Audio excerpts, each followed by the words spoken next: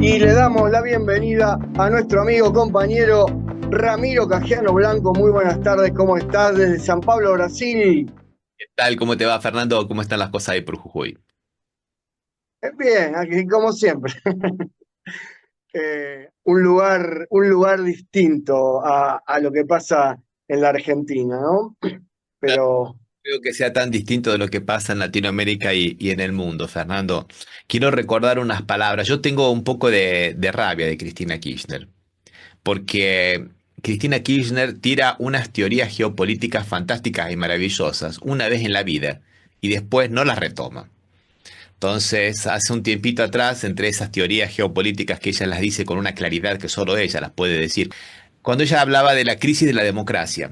Debemos tener nuevas arquitecturas institucionales para preservar el funcionamiento de la democracia. Tengan en cuenta ustedes que esta forma de organización de gobernanza del mundo occidental data de 1789, porque esta división entre poder judicial, poder legislativo y poder ejecutivo data de 1789, de la Revolución Francesa. En la Revolución Francesa se cae el Ancien Régime, la aristocracia, la monarquía, el clero y el ejército, que eran los que gobernaban.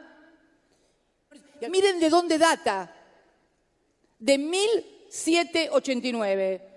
Gobernar una sociedad, un país con tres poderes y uno de los cuales además es vitalicio, como el poder judicial, rémora de la monarquía.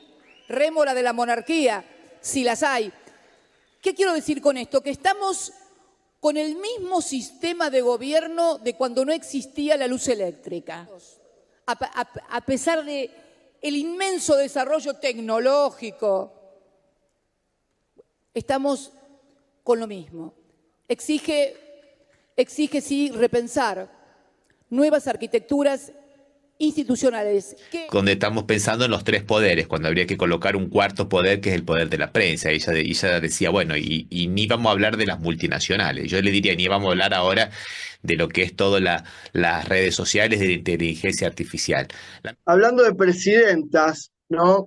Y de Latinoamérica, ¿te parece que podemos arrancar hablando de Dina, pero de Dina Boluarte, ¿no? Que hoy mismo cumple 2 años en el cargo, que asumió cuando era vicepresidenta de el mandatario elegido por el pueblo, Pedro Castillo, y que trató de evitar una destitución disolviendo el Congreso de la República, ¿no? Bueno, un panorama que de alguna manera alentaba a la casta peruana, ¿no? A la élite de ese país. Muy bien colocado. Y uno dirá, ¿qué tiene que ver lo de Cristina con esto que estás comentando vos ahora? Todo tiene que ver, porque nosotros Todo. somos de otras generaciones. Sabíamos que cuando había un golpe militar, había militares, había tanques, como dijo ahora la semana pasada Bolsonaro diciendo que él no quiso dar golpe porque no había tanque y no había tropa. Había un cambio, pero ahora estamos en un sistema democrático en el que hagamos de cuenta.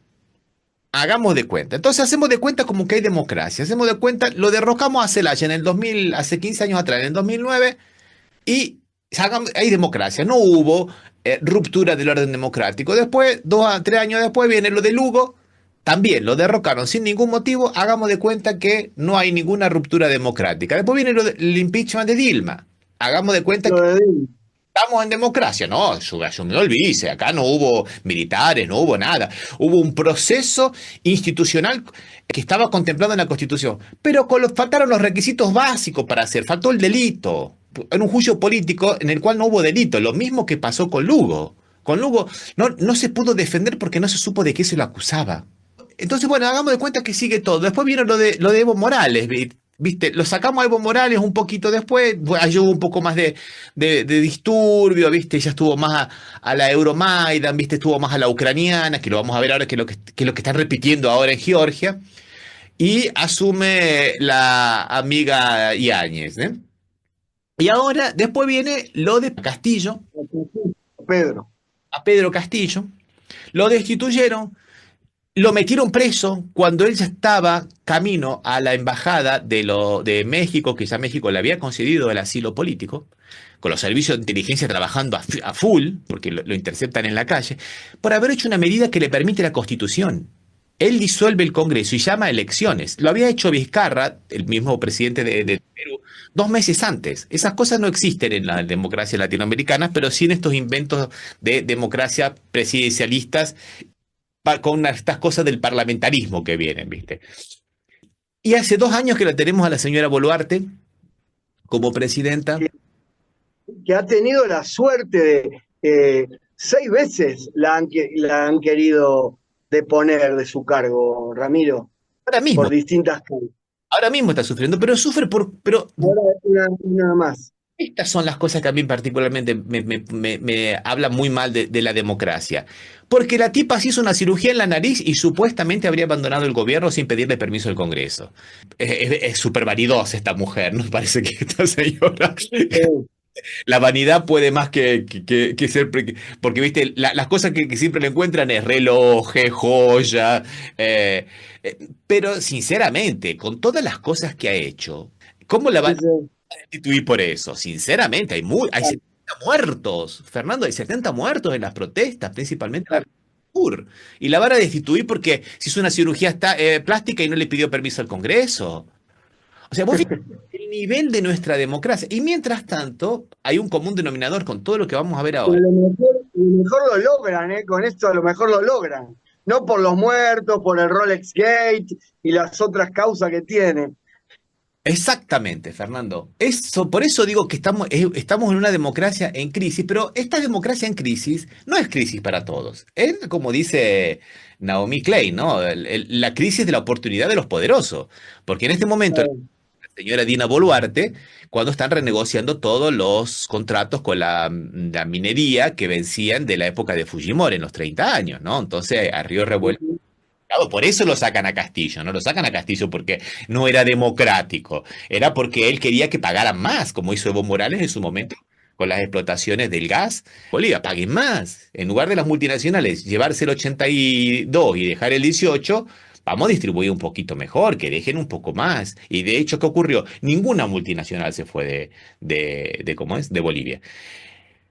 Y ahora podemos ir viendo más cosas, por ejemplo, porque también estamos viendo que ahora, como ya venimos diciendo aquí varias veces, ¿no, Fernando? Hay una gran disputa, una hegemónica, entre Estados Unidos y China, que esa es la pelea de fondo. El resto son todas escaramuzas. Y en el medio de las escaramuzas está Rusia, que de pronto aparece como un player que lo creía medio muerto, y no lo es. Nunca le doy por muerto a Rusia, Por- nunca. y no lo es. Ni aún, claro, ni aún muerto. Y que ha hecho una alianza estratégica con China. Entonces ahora tienen que voltear primero a Rusia para después ir por China, a por China. Y eso, viste. Y bueno, y ahí seguimos con las crisis de la democracia, ¿no? Ahora hace poquito hubo elecciones en Moldavia. Moldavia es un país chiquitito. ¿Quién escuchó hablar de Moldavia? ¿Qué tiene de particular Moldavia que para que haya tanto revuelo internacional y tanto los ojos y Estados Unidos y la OTAN y la Unión Europea principalmente en las elecciones en Moldavia, que justamente está al lado de Ucrania? Y hoy una parte atrás del río, de la región de Transnistria, que tiene el armamento soviético de la época soviética todavía y tiene 1.000 soldados rusos cuidándolo. Y es una tirita de tierra, ¿viste? Y quieren de alguna manera integrarse a Rusia. Y Rusia, si sigue tomando todo por el sur y llega a Odessa, va a llegar a Transnistria y va a ser una especie de U y le va a sacar a Ucrania la salida al mar. Eso va a convertir a Ucrania en un estado mediterráneo. ¿Y de dónde van a sacar todas las riquezas las multinacionales que ya tienen loteado Ucrania para después de la paz? Ya está todo loteado Ucrania, las tierras de Ucrania están todas loteadas. Esto es para BlackRock, esto es para los grupos, diversos grupos de los fondos buitres que le prestaron dinero para la guerra a Ucrania. Y bueno, ¿qué pasó? Hubo elecciones y todo el mundo pensaba que iba a ganar Maya Sandu, que es la candidata que además es rumana, ni siquiera es moldava, es rumana, y que quería inclusive, ¿cómo es? Que Moldavia se incorporase a Rumania. ¿Por qué? Porque ahí sería parte de la Unión Europea y sería parte de la OTAN. Bueno, perdió las elecciones. Perdió las elecciones. Pero ¿qué ocurrió? Entre las 12 de la noche y las 4 de la mañana apareció que los votos del exterior, de Alemania, de la cantidad de inmigrantes que hay en Alemania y de Inglaterra, y con eso ganaron las elecciones, de ir perdiendo, ganaron las elecciones. Con el voto del exterior.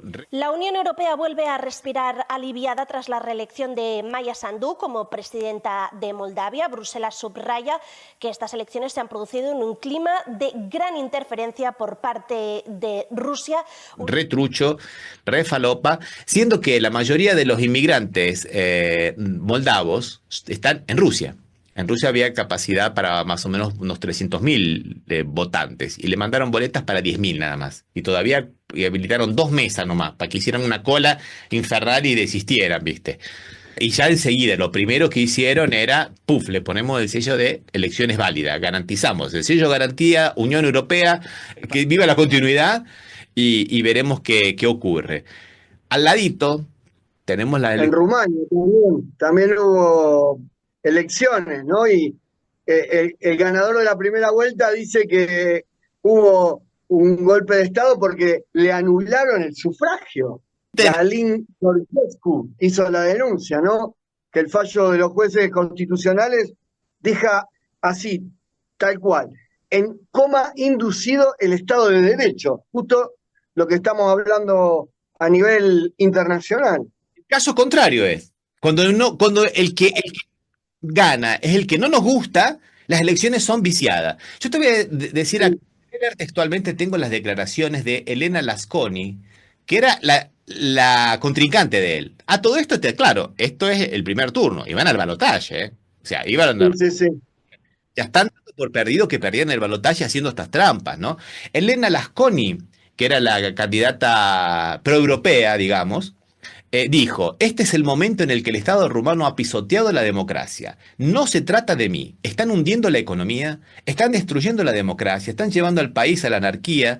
Deberíamos haber seguido adelante con la votación. Deberíamos haber respetado la voluntad del pueblo rumano. Han arruinado todo lo que tanto ha costado ganar en los últimos 35 años. La decisión del Tribunal Constitucional es ilegal, inmoral y aplasta la esencia de la democracia que es el voto.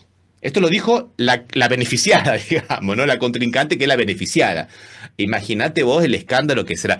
Rumania es un país muy desigual, es un país es maravilloso. Yo he tenido la suerte de conocerlo, es un país divino, con el cual uno se siente una cierta afinidad latina, como ellos dicen, ¿eh? Argentina. Claro, son latinos eso. Sí. Muy poca gente lo sabe, pero los rumanos son latinos. Claro, claro, sí, sí. Entonces es muy triste ver esto que está ocurriendo porque justamente quieren un gobierno más proeuropeo para instalar más bases contra, sabemos muy bien contra quién, ya lo hemos dicho hace un ratito, ¿no? Viste que siempre hubo la teoría de que la primera elección de Trump la ganó por injerencia informática de Rusia, ¿viste? Rusia. Bueno, acá dicen exactamente lo mismo. Los sistemas telemáticos rusos y la propaganda ha llevado al pueblo a la desinformación. Claro, viste, lo que te viene de la CNN, eso no es desinformación, no es nada, viste. Ahora cuando lo que te viene por las redes sociales, todo lo que es la censura de los grandes grupos mediáticos internacionales, que muy poca gente dice, pero vos viste que no podés publicar nada que no le guste a Meta o que no le guste al señor, ¿cómo es? De la red de X, ¿no? Antiguo Twitter. Y cuando hablamos de Meta, El amigo de nuestro presidente. amigo de nuestro presidente, te lo sacan y te bajan la cuenta, ¿eh? Y no te dan ninguna explicación. Usted ha infringido las normas de nuestra comunidad. Y es inapelable, ¿viste? Bueno, para que veamos nosotros la discrecionalidad que se maneja Occidente, pero vive inventando fantasmas rusos, digamos, ¿no? Todo lo que es lo que estaba, el resto. Y lo que está pasando en Georgia, volvemos a Georgia. Georgia es un poco, digamos, el mismo caso, ¿no? Ganaron las elecciones parlamentarias, el partido Sueño Georgiano ganó con el 54% de los votos, que es un partido pro-europeo, Fernando, pro-europeo, pero no es tan europeo como le gustaría a la Unión Europea. Se ve que no es suficientemente pro-europeo, tiene que ser más pro-europeo para que a nosotros nos gusten, ¿eh?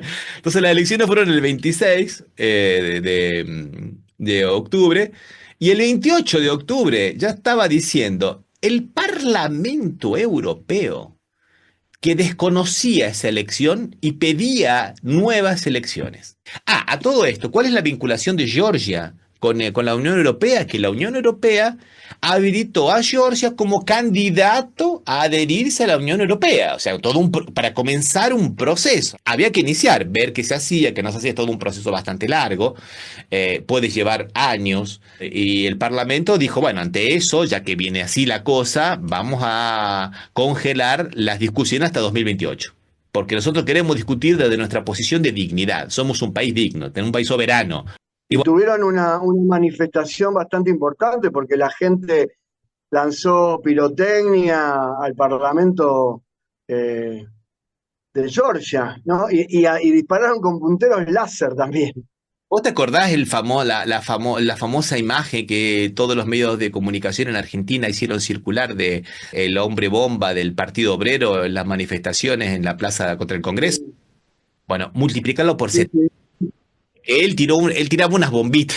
Era una ametralladora de fuego artificiales. Era impresionante. Yo nunca vi un tipo que tiraba así, parecía.